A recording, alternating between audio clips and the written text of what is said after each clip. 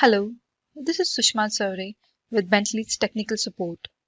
Today, I'm going to talk about some common pitfalls of submodel import in the Hester products. Submodel import or export is required when you want to combine two or multiple models together into a single model.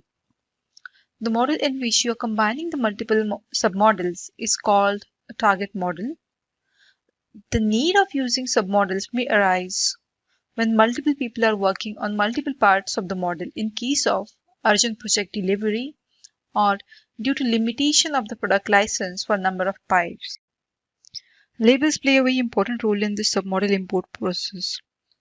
Before understanding the pitfalls of the submodels, let's first understand the rules for importing the submodels into the target model. Rule number 1. Existing elements in the target model will be matched with the incoming elements from the submodel using their labels. Rule number 2.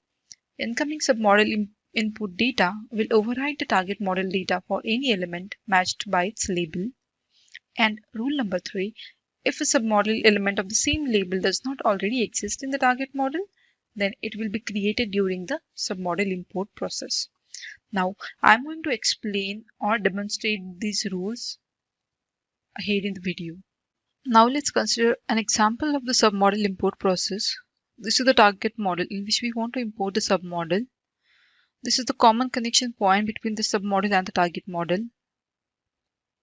We are joining the new system to the existing system using this connection point. And this is our submodel with an extra source in that is reservoir. And this is the common connection point. Now, let's have a look at the scenarios which are present there in the target model. So there are total 5 scenarios in the target model.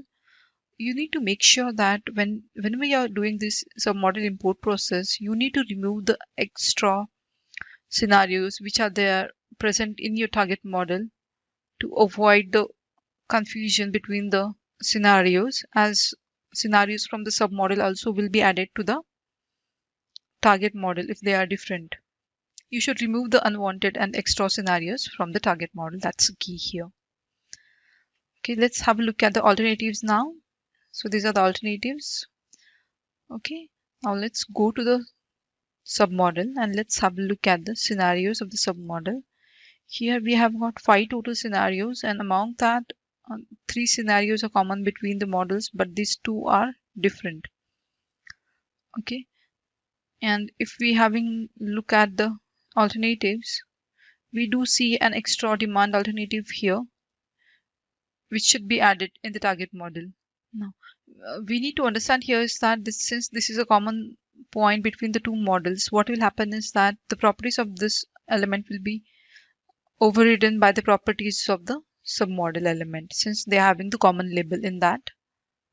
Okay, so now let's import the submodel into the target model. Now we see that the submodel has been imported. Let's have a look at the scenarios now.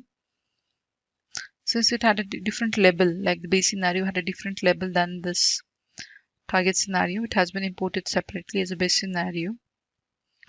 If it had the same name, it would have superimposed the existing scenarios of the target model. So the key here is that when you want to work between the target model and the submodel, you need to make sure that the scenarios are common if you want them to be. Otherwise, let them be different so that they can be added into the target model.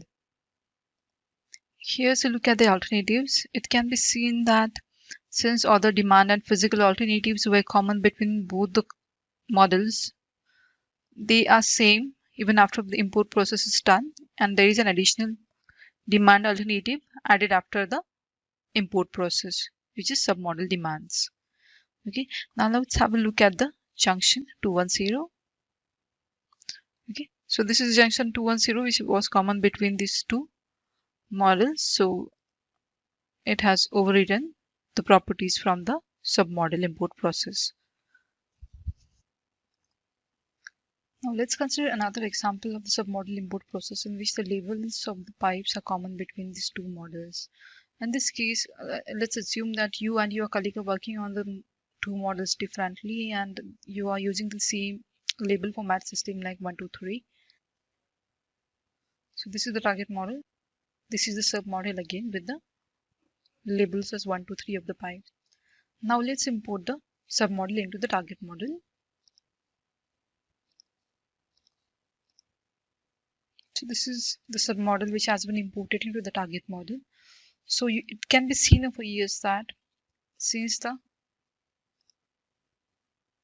pipe labels were common between the submodel and the target model, it has messed up the target model as per the rules mentioned that it will try to match the data with its label.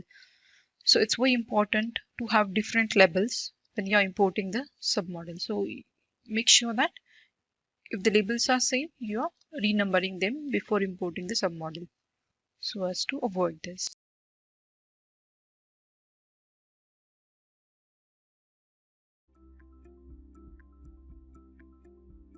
If you found this video helpful, please give it a like. If you want to see more such series, consider subscribing to our channel.